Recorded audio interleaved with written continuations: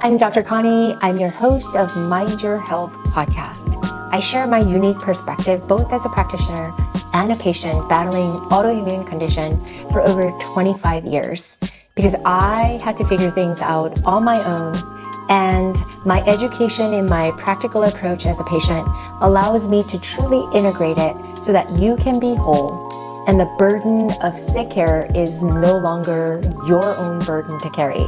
And this is what we help you with in this podcast. Hi, so are you sick and tired of getting your hopes up in the new doctor, new supplement, new medication, or a new program, new influencer, their way, and you try it out and it may alleviate some of the symptoms for a little bit, but then it kind of fizzles out to where you start from square one again and you feel like all hope is lost and you're back looking for the next solution, then the next. Well, if this is you, please take a close listen because I'm going to challenge the way you think about why this is happening, okay? I just want to let you know that most of us think that there is a solution outside of us. We assume that there's a solution we haven't found yet, and that's the assumption most of us make. And so we're constantly scrolling around mindlessly and trying to figure out something on Google to figure out who can deliver what I need in the way of whatever it is that they suggest without even really having any context, without really thinking about why it is that we're having these symptoms. So I want you to know that there is not a perfect solution out there, that perfect solution might change and evolve, not with them, the influencers or the doctors or learned individuals, but it evolves with you. And you must start to pay attention. And the way you think about the authority figures, about looking outside of you, is nothing new. You're not alone in this. I was like that. And most of the patients that come in to see me, they're all like that, looking for solutions, trying to do the best, looking for solutions, again, outside of them. And it becomes all about, what have you tried lately? Have you heard of this doc? Have you heard of this supplement? Have you heard of this medication? Have you heard of this treatment, right? And this is all good. But at the end of the day, I want you to really, really understand that we were all conditioned from an early age to respect the authority figures and make sure that we listen. We listen to what they have to say because we assume that we don't know enough, that we don't know how to take care of us, and that this body of ours, when things go south, it's something we have no idea what to do with. And that, my friends, is a problem because this is the one home we'll have for the rest of our lives. To leave that be dependent on somebody outside of us or some program outside of us, that would be a very dangerous and slippery road, is why I really want to provide you with a different perspective in a different way for you to start to think about this. So I want you to understand, for as long as I've been in clinical practice, over 25 years, I've been a patient as well. I've been in and out of the hospital, being treated in the hospital as well as outpatient settings. I've had and enjoyed my health for most of my life until recently. It really took a downward spiral. And by that, I mean, I had kidney failure, and that was a life-changing experience and an identity crisis that I had to navigate in my own.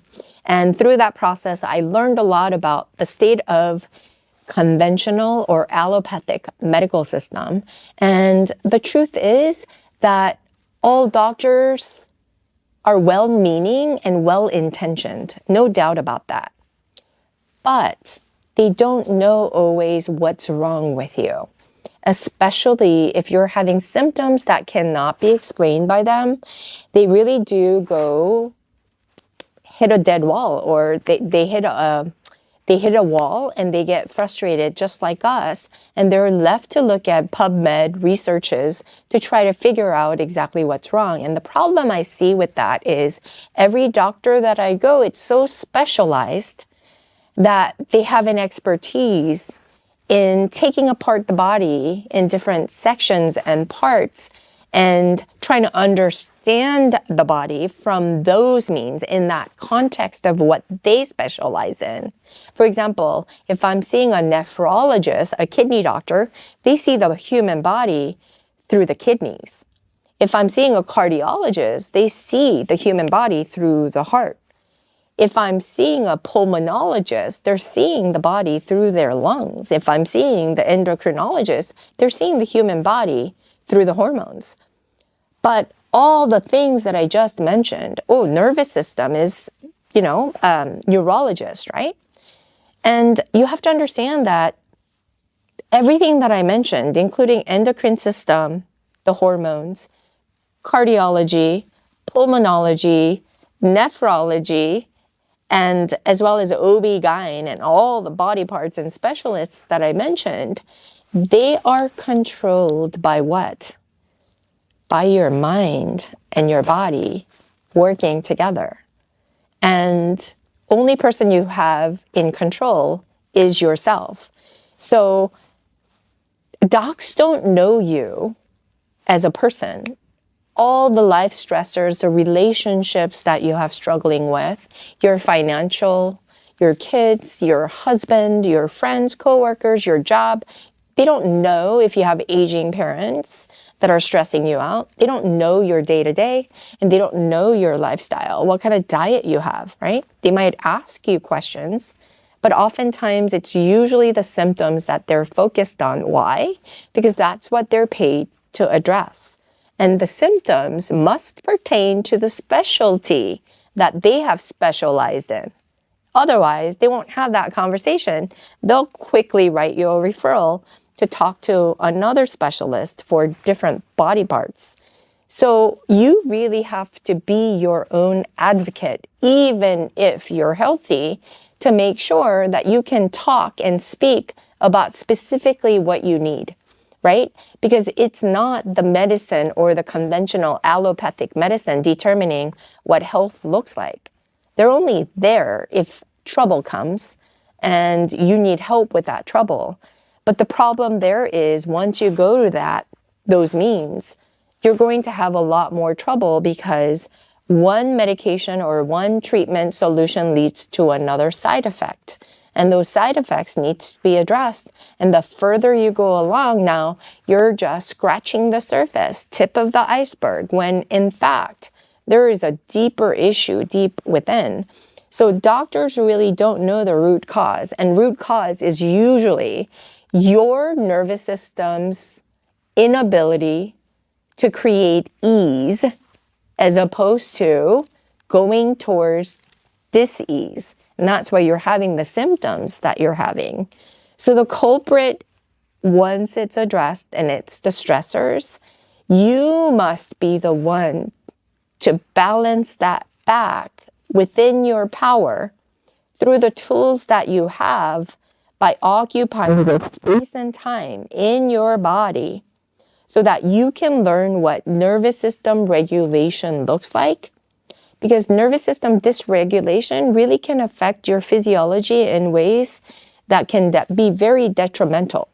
Because your nervous system really elicits this fight or flight response where, every ping and ding on your phone might now be an alarm signal to go off to say, you better be anxious because saber-toothed tiger is coming running after you. And so you better go. In this modern age, it used to serve us well in the Paleolithic era where human beings had to hunt for their food. And anytime there's wild animals out there, they had to run for their lives. And if it is a saber-toothed tiger running after them, that sympathetic nervous system response where fight or flight used to serve us really well, get us out of danger, right? It's the theory of Darwinianism too. It's a survival of the fittest. But today, it's more attention-oriented. It's become so mental. Every ping and ding now can elicit this type of a sympathetic response unnecessarily. And when it happens so frequently every day through every dings and, everything that we have in our lives that it never shuts off. Our body doesn't have a way to power off. It's like having too many windows open on your MacBook computer. When I have too many operations open, it'll simply freeze and then everything will just think. It can't move forward. So sometimes I have to hard hit reset by powering off completely and then turning off on my computer so that it can reset and reorganize itself. And then once it's rebooted, everything now works really well. And so what do you do, right? Because we know all the things that's wrong with us, we need to really look further in to really figure out the stressors in our life. Well, the new way, it really is the mind-body mastery. And once you get that idea, everything else now becomes supplemental to your mind-body mastery. You might need a little help from time to time, but you know how to regulate your own system to sort of have the emotional high, but feel it through so that you can be calm before you respond, so that you can better manage your emotions day to day. And then when you have let's say you have panic attacks or anxiety attacks, you can just breathe your way, just calmly, despite the anxiousness coming, because it's usually the mind that's freaking out up here, like a monkey mind gone mad. And then you elicit a physiological response, because when you're having a panic attack, you bet your heart is racing. You bet your, breath is shallow. You are on full-blown physiology of this panic attack. So how do you undo that is to break it down, to reset it by choosing to have this prolonged breathing going. And that's a simple way to have this nervous system regulation. Or doing a slow flow of yoga, just inhaling up, exhaling down, and just allowing your body to find homeostasis and calm and peace and zen from within, to really feel your body in space so that it can optimize itself to be and feel its best. And it can be had and achieved by your own elements, by your own faculties, not by somebody who specializes in body parts and studies for many, many years on a specific body part. When there's a pathology there, by all means, we go to the nephrologist, the cardiologist, the endocrinologist, gastroenterologist, OB-GYNs. We have specific things that we might go. But I want you to be an advocate enough to know your mind-body mastery. Try out all the things to balance your homeostasis first, because that's going to serve you a long way. Because there's a lot of times when the data that you collect from the labs, we talked about this last week's episode. I can have the podcast episode linked here. But when we start to do that, all that accurate data that we collect, it's going to be up and down. It's going to be irregular and it's going to be pathological because you have unease within the body, right? And so until you create that ease, that blood chemistry is going to be all over the place. And if you don't do anything about it and you keep looking for approaches outside of you, I'm afraid that you're going to constantly be on this hamster wheel and you're going to turn, trying different things every time a new method or new approach approaches you. But you're just going to be so tired from trying all the things. And I will tell you, all the hope and the anticipation you had for this new method, new doctor, all that starts to dissipate and you're left with hopelessness. And that's when I just kind of feel like that's when you really have to pay attention and ask yourself, well, that hasn't worked. So should I be turning inward and trying to figure this out on my own? Because, like I said, practical approach of medicine is that the person having the symptom almost always knows what the culprit is. Even if you're not professionally trained in medicine, you sort of know your body when it's going through anxiety. You sort of know when your body's going through panic. You sort of know when trauma happened. You sort of know all these things. But the trouble is that we don't sit with our discomfort long enough to figure it out. We don't like the negative feelings, so we numb it with medications, drugs, alcohol, or even eating. And then we stuff ourselves and wonder, why do we feel so bad? Because that symptom sort of alchemizes to become something else, to become more. And it tags on, and it becomes like a domino effect of all the symptoms kind of coming all at once. And that's what and how diseases develop. So don't let that be you. Mind-body mastery so that you can regulate your own nervous system. We have different nervous systems that we teach in functional yoga medicine, such as enteric nervous system, autonomic nervous system, and somatic nervous system. Collectively, the autonomic nervous system is the fight or flight. And that's really what we're talking about. We're conditioned to look outside for solution. So what do we do? Well, it's simple, actually. I want you to start to think about and start being mindful of your feelings, because almost always your feelings are going to be very telling. Once you sort of isolate the feeling, name that feeling. Are you feeling angry? Are you feeling, and you have to take time, right?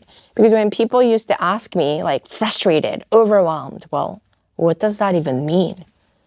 And so I just really need you to like sit. And I've gotten so much better over the years just sitting and thinking about, oh, I don't feel good right now. Something's coming up for me.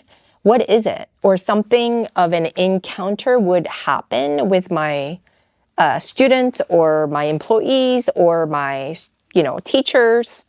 And then I would be feeling like, oh, something just feels off. And so I'd have to sit and define what I'm feeling. So mindfulness, bringing that in. And then I want you to understand that there are thoughts that you're thinking that's usually preceding that feeling. And so I want you to think about the thoughts. And the thoughts are really the interpretation of the current circumstance. So what are you making whatever happened mean? And then once you write it down, you can write it off as true or false. And then you can rewrite the story in a way where it can create ease in the body. And then you can just take a moment to just breathe things out, calm your mind, and you're good as new. And do I think that this will happen just in one sitting? Is this something that you can learn just in a day? No, but it's something you must cultivate, because this concept of mind-body mastery, so that you can be your own health advocate, I believe that is going to be the future of healthcare. And that's what we promote at Functional Yoga Medicine. And so I really hope that this has helped you to really get off of the hamster wheel of ineffective treatments and solutions you're looking for. Rather, sit with drawing inward and creating mind-body mastery so that you can regulate your own nervous system to go from dis-ease to ease in a heartbeat, all under your control. Even if you're seeking other doctors, now it's a supplement to what you already have equipped with, so that you can amplify the benefits as opposed to looking to the outside sources as the solution for your illness, symptoms, and all the things that we look for. I hope this has been helpful. This has been something that I needed to shift the perspective on. And it was the hardest thing I really needed to wrap my head around. It's going to require some confidence. It's going to require some assuredness. And it's going to really require you to apply this information of mindfulness and starting to pay attention to your feelings as well as your thoughts. Thanks, you guys. I'll see you guys all next week. Thank you for listening to the Mind Your Health podcast. If you enjoyed the episode, we would so much love it and appreciate it if you share it with someone who could benefit as well as to subscribe to this podcast on Apple Podcasts, Spotify, or anywhere else where podcasts are found. And leave us a review. We would be so grateful, and it helps us to reach more people just like you, so you can become more empowered to enjoy longevity and health. You can follow me on TikTok, Instagram, and YouTube at Dr. Connie Chung. And of course, you can subscribe to this podcast for a new episode every single week.